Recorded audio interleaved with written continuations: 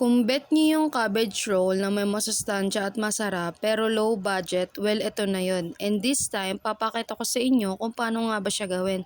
So let's start make cabbage rolls. The first step, the cabbage, need muna natin siya i-wash one by one para mawala yung mga possible na hindi dapat natin makain. Hinugasan ko lang to make sure clean kapag kakainin na. Sunod naman yung mga paborito ng Korea na papakin kahit hilaw pa. Tinanggal ko lang yung parang tangkay niya, and the next is peel the carrot. Wow, English yarn. Sa sobrang gusto ko talagang mapaganda yung voice over ko dito. Napunta na sa pagiging maarte. Ang gusto ko nga sana, maging matino lang tong voice over na to, pero hindi yun ang nangyari. Pero I try my best ha. Chop ko lang into small pieces para pag ibabalot na natin sa cabbage. Well, it depends to you kung paano nyo bahiwain yung carrot. As you can see, hiniwa ko ulit para mahati siya into small. Syempre, yung onion, I decided one onion lang ang ilagay kasi onti lang din naman. The third step, heating the pan. Pag okay na, pwede na lagyan ng oil at wait until the oil ay uminit. Igisa lang natin yung sibuyas, mix lang natin until the golden brown appear. The ground pork is next. Let's wait until the pork turns brown. Tapos pag brown na, pwede na natin i-add yung carrot. Mukhang hindi naman siya maliliit, pero sa tingin ko okay na yan. Pag sama-samahin lang sila hanggang maluto silang lahat. Pero di ba nga, kinakain na yung carrot kahit hilaw pa, kaya goods na yan. Kapag ganyan na yung kinalabasan, okay na yon, pwede na iahon.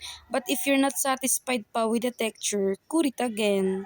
Cook it again. Ngayon dadako naman tayo sa cabbage or Baguio cabbage. Kahit anong cabbage pa yan, basta cabbage yan. I put it some water dito para din talaga maluto siya. Wow, English yarn. Pero mas okay kung babantayan nyo yan kasi super bilis lang yan maluto, girl. Kapag nalatayan, ikaw din. Set aside muna natin yung mga ginisa natin kanina para kapag luto na yung cabbage, pwede na natin siyang balutin. After a minute nga, binalikan ko yung gulay kasi nga madali lang talaga siya maluto. Medyo pangit na kasi kapag talaga lata-lata na. Dapat talaga sakto lang, tapos half cook lang talaga dapat. Inisa-isa ko nga lang siya dyan at nilagay sa plato kasi pangit naman talaga, diba? Kung gagawin ko na to, mainit pa, edi napaso ako. Malay ko sa'yo, ikaw nagluluto dyan eh. Ay ako ba? Sorry. Ito na nga yung second to the last part natin na gagawin, ang pagbalot sa cabbage ni Aling Didi.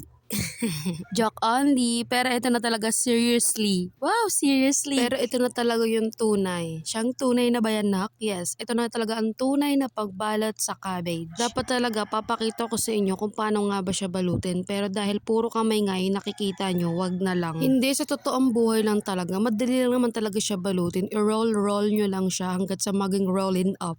Ay, pagkatapos nga ng eksena na yun, dumako na tayo dito sa pag-i-steam na mga nabalot na natin. Ito na nga yung last part for this episode. Wow, ano to? Movie girl? Hindi, movie marathon to bading. Mali kayo. TV series yung may mga episode. Ay, mali ba kami? Yes, mali ka. Out of the chika, ayan, nilapag na natin para din ma-steam din. Wait lang tayo until umusok-usok siya. Kapag nakikita niyo yung mala invisible na nausok, it's time to ahon na. Saglitan lang talaga siya lutuin kasi nga, luto na to. And go. The long wait is finally over na rin. Sa sobrang tagal.